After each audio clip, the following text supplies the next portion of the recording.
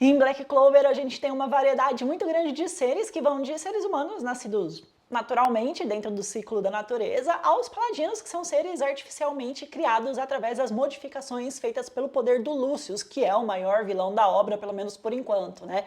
E dentro desse universo a gente tem 8 raças de seres únicos e diferenciados, sendo que alguns deles possuem umas subcategorias. Então hoje a gente vai conhecer um pouco de cada uma delas, os seus poderes e as suas finalidades dentro da história. Então já deixa o seu like aqui, se inscreve nesse canal e ativa o sininho para não perder nenhuma novidade. Lembrando que aqui na descrição tem o link para vocês conferirem os colecionáveis lá da Atacado Collections. Eu deixei lá para vocês poderem clicar assim que o vídeo acabar e vocês vão poder ver os Funko Pops, as action figures que eles têm, tudo original, tá, gente? Vindo de fábrica com um preço super acessível, muito mais barato do que tá no Brasil, então depois que o vídeo acabar, clica lá e vai ver. Começando pelo mais comum, em Black Clover a gente tem um tipo de ser que é bem semelhante ao que a gente encontra na vida real, na verdade é quase igual, né, os seres humanos, só que diferente da gente, os seres humanos lá de Black Clover nascem com um atributo peculiar chamado mana, né, que dá a eles a possibilidade de usar a magia. Pelo menos quase todos eles nascem com esse atributo, né, com a mana e tal. Sempre tem exceção à regra, que aqui no caso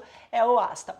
Os humanos são a raça dominante ali no mundo, naquele universo, né, dos vivos de Black Clover, e eles ocupam os principais reinos e terras dentro do universo da obra. Apesar dos humanos terem uma magia mais fraca que os elfos, uma outra raça ali do universo que a gente já vai falar, eles são bem mais populosos e bem mais avançados tecnologicamente, já que a raça humana ali investiu pesquisas e esforços para poder desenvolverem ferramentas para serem usadas através da magia, né, e assim amplificar ali os seus poderes e tal, e criar possibilidades, né, que sem essas ferramentas eles não iam ser capazes de fazer, como a comunicação por videochamada entre uma pessoa a outra, né? Lá eles não têm um celular para fazer uma chamada para alguém e ver a cara da pessoa, mas eles têm uma ferramenta mágica que através da mana é capaz de fazer isso. Mas essas chamadas incomodam tanto quanto incomodariam aqui na vida real, do mesmo jeito, né? Como quando o Yami tava cagando e ele teve que atender. Lá a raça dos humanos é bem diversificada, então existem todos os tipos de cores de pele, cores e tipos de cabelo, cores de olhos, né? Muito além das tradicionais da vida real, inclusive, além de existir também uma diversidade imensa de magia entre eles, mas tem magia de tudo que é tipo mesmo, que vocês podem imaginar assim na cabeça de vocês. Em relação à magia, não existe só uma diversidade imensa, mas também as pessoas têm quantidades diferentes de mana que já é definido quando elas nascem, né? Essa é uma característica genética passada de geração em geração, então as pessoas com grande quantidade de mana acabam vivendo isoladamente ali dos humanos com menos quantidade, né? Se envolvendo ali entre si e assim gerando filhos com grandes quantidades de mana e meio que monopolizando a escala de poder, enquanto os que tinham pouca magia eram excluídos, obrigados a viver em áreas mais pobres, né? Também se relacionando ali entre si dessa forma, e aí geração após geração eles acabaram fadados a não terem um potencial de gerar cidadãos tão fortes quanto os que faziam parte do grupo que acabou governando ali, gerando a nobreza de Clover. Obviamente isso fez com que um grande poder ficasse restrito a uma quantidade bem limitada de seres humanos, enquanto todo o resto da população era excluída, né? Se tornou vítima de preconceito e com pouquíssimas chances de um dia ascenderem de classe social. Uma outra raça que é semelhante aos humanos, mas que não é humana, é a raça dos anões. Até agora, no momento que eu tô gravando esse vídeo, a obra deu pouquíssimas informações sobre eles e atualmente a única anã conhecida em Black Clover é a Charme, que foi resgatada pelo Yami depois de ter sido presa numa armadilha, mas no caso dela, ela é mestiça, né, já que ela também tem uma forma humana, então isso significa que ela é filha de anão com humano. Apesar de fisicamente os anões terem uma aparência humana, como qualquer outra pessoa, o que diferencia eles é principalmente a altura, que é bem mais baixa, né? Só para vocês terem uma noção, a Charme é muito menor que o Asta, que já é super baixinho.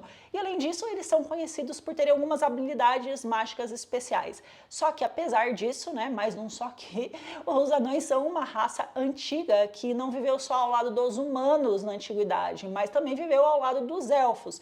E como a gente tem uma escassez muito grande deles, né, não se vê nenhum anão ali em qualquer lugar ali dos reinos, dos 4 reinos, é bem possível que eles estejam à beira da extinção, da mesma forma como aconteceu com os elfos, só que existem indícios, né, de um anão, uma anã, na verdade, que em algum momento pode ter estado presente lá no país de Ino, a terra natal do Yami, num passado bem distante e salvado o povo lá da fome. Só que, como visualmente esse ser aí foi retratado de uma forma muito parecida com a Charme, né, tanto fisicamente quanto em relação ao tipo de magia, já que essa mulher também criava comidinhas gostosinhas e dava lá pro povo do país comer, provavelmente era algum antepassado dela. A terceira raça que a gente vai falar é uma das mais exploradas no início da obra de Black Clover, né, que já teve inclusive um arco todo dedicado a eles, que é a raça dos elfos, que tem uma aparência física humanoide, todos eles têm cabelos brancos, as orelhas pontudas, então essas são características físicas bem marcadas na raça, e o poder mágico deles era uma parada muito surreal, muito além assim do inimaginável, tanto que chegou a ponto dos humanos temerem esse poder, mas ao mesmo tempo passarem a invejar ele, e não só invejar, os homens, os seres humanos no caso, né, também passaram a desejar esse poder, e aí para isso um grupo lá usou ferramentas mágicas para poder roubar o poder dos elfos, e tudo isso acabou num imenso massacre da raça, com pouquíssimos sobreviventes, né, entre eles uma chamada Tétia, que estava grávida de gêmeos do elfo Lich. A Tétia era uma humana, né, e aí essa tragédia toda aconteceu, sendo que um dos bebês acabou morrendo dentro da barriga dela, só que o outro sobreviveu, graças a Secre, com uma magia de selamento lá que ela fez.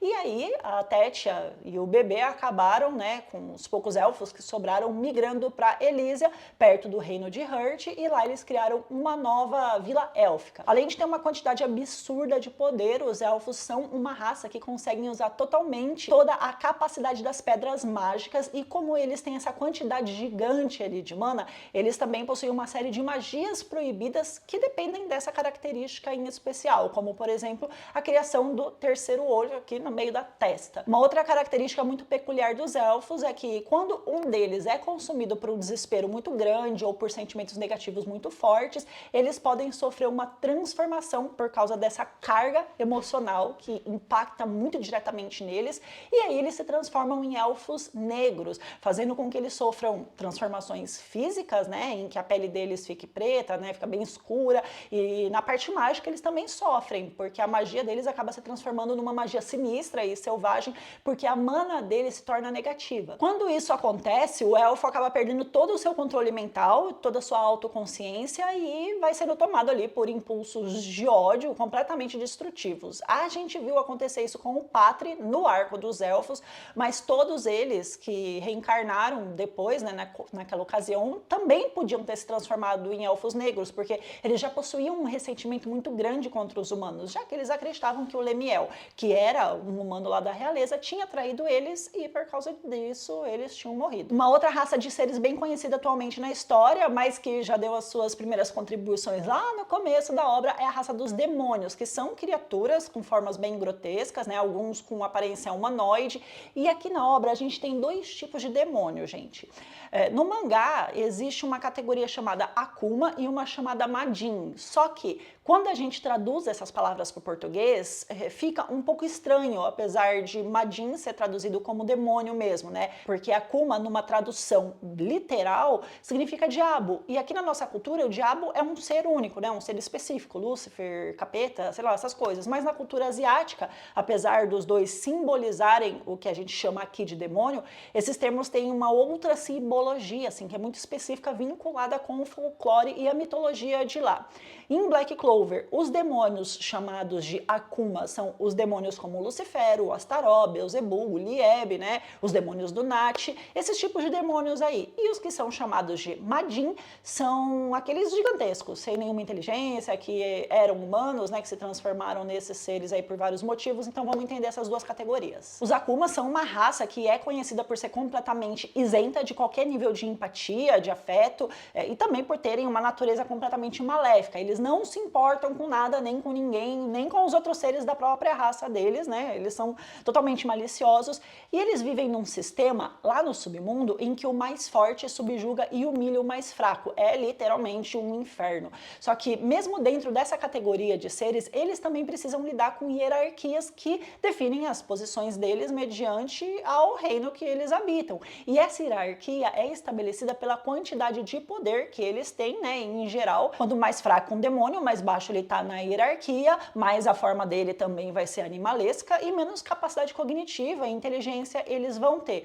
Só que, mesmo os Akumas mais fracos que a gente viu até agora no mangá, eram mais fortes que grande parte dos magos que existiam nos reinos. Em contrapartida, quanto mais forte um demônio, né, mais alto ali na hierarquia ele vai estar, e menos primitivo cognitivamente eles vão ser. E nesse caso, a aparência deles vão se aproximando mais da aparência humana, apesar deles terem algumas características bem peculiares, né, que não existem na gente, como asa, chifre, rabo, às vezes mais de 2 braços, essas coisas aí.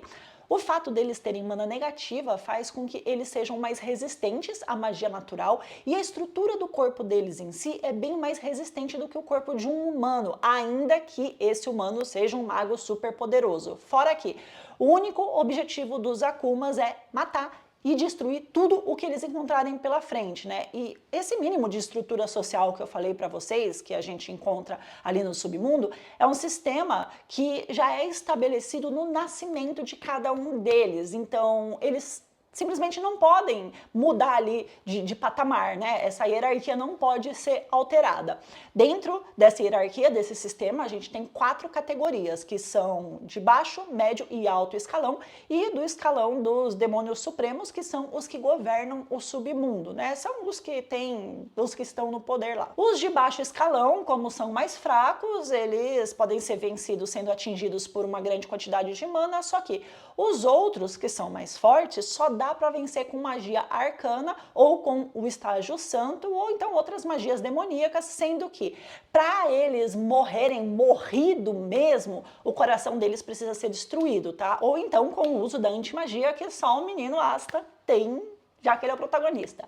Apesar deles odiarem os seres humanos, muitos deles acabam se submetendo a fazer um contrato com eles, já que eles não podem sair do submundo, eles estão presos lá dentro. Então eles usam isso como uma estratégia para consolidar o plano de conseguir fugir de lá, né? Pelo menos os de alto ranking. E aí, fazendo isso, eles vão poder tocar o terror no mundo humano, porque é só isso que eles querem, né? O objetivo deles. Os de médio ranking fazem o contrato com os humanos porque eles acabam sendo vencidos durante um ritual, e aí eles são obrigados a isso, como foi com o Nat, né, e os 4 Akumas dele, que são de ranking médio. Uma outra coisa também é que os demônios não podem usar grimórios tradicionais que os humanos usam, eles só podem usar um grimório quando eles se transformam num grimório de 5 folhas, no caso dos grimórios de Clover, né, e aí quando eles morrem, o corpo deles se desintegra totalmente. A segunda categoria de demônios que a gente tem em Black Clover são os Madins, que são seres que surgiram de forma milagrosa em tempos antigos da humanidade, né, quando a energia do ódio dos humanos e o poder do submundo se misturaram. O relato mais antigo desses seres diz que haviam 2 membros da realeza do reino de Spade que eram muito amigos e eles tinham uma mana muito forte até para os próprios padrões da realeza. Só que em algum momento essa amizade deles aí acabou se transformando em ódio mútuo entre os dois, e esse ódio foi tão forte, mas tão forte, que eles acabaram se transformando em demônios e foram selados ali pelos magos da época e ficaram lá sob o controle de Spade, selados lá e presos. Depois disso, teve também um caso de um elfo se transformar em demônio, que no caso foi o Lich, que usou as pedras mágicas propositalmente para se transformar num Madin e aí impedir que o demônio do tipo Akuma, o Zagred, roubasse o poder dele. Esses tipos de demônios, os Madins, são seres com uma proporção física muito grande, assim, do tamanho de montanhas ou até maior em alguns casos. E eles têm mais braços, mais olhos do que um ser humano teria normalmente, né?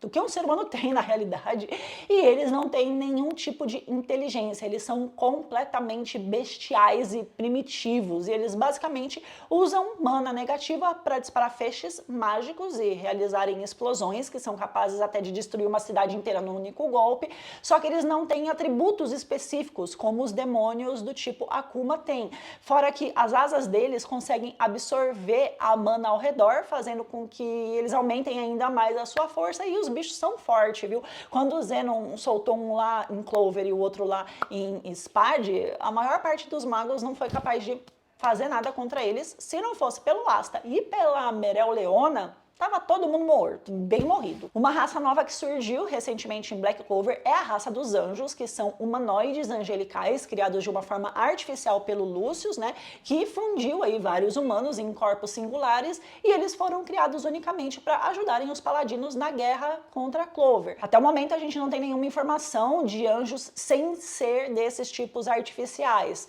Aqueles anjos celestiais que a gente está acostumado a ver nas religiões, sabe? Mas pode ser que em algum momento eles sejam inseridos aí dentro da história, mas esses que a gente viu até agora foram criados a partir de humanos considerados rebeldes pelo Lucius por não quererem fazer parte do novo mundo que ele planeja construir aí, esse retardado, né? Então, com a magia da alma dele, somada com a magia dos irmãos dele, os 3 irmãos lá, ele criou esses seres parecidos com humanos, mas que não têm pernas. Eles também estão constantemente com os braços abertos, assim, né? E usam as asas deles lá para se locomoverem, apesar de aparentemente elas não baterem, né? Eles meio que flutuam. Além de terem também uma auréola aqui na cabeça, no topo, como se eles fossem santos. Fora isso, eles são capazes de projetar feixes de mana que parecem com raios de luz, e eles possuem um poder ali de destruição fortíssimo. O corpo deles é extremamente resistente a ataques e por causa disso só magos de um nível muito alto conseguem fazer alguma coisa, mas mesmo assim é bem difícil vencer esse troço aí. E apesar de não ter ficado muito claro a origem e de ter o nome de um demônio, uma possível raça, né, que também foi inserida recentemente, mais recentemente ainda que os anjos, são a raça dos deuses em Black Clover, sendo que o primeiro e único que a gente tem conhecimento por enquanto é o Leviatã. A ideia da existência de um deus, de um povo, começou lá no arco do templo subaquático. Eu já fiz vídeo aqui inclusive falando sobre isso, quando o Kiato falou sobre o deus da lenda deles. Nessa ocasião foi representado como uma figura humana segurando um tridente ali, numa representação bem parecida com o Poseidon, mas quando a Noelle despertou o rugido do dragão do mar e jogou lá para cima do veto, a hora que a imagem do dragão, né, do golpe dela de água ali surgiu, foi ligado automaticamente com o deus do templo, sendo que eles chegaram a pensar que a Noelle era a reencarnação dele. Então isso indica que além da forma humana,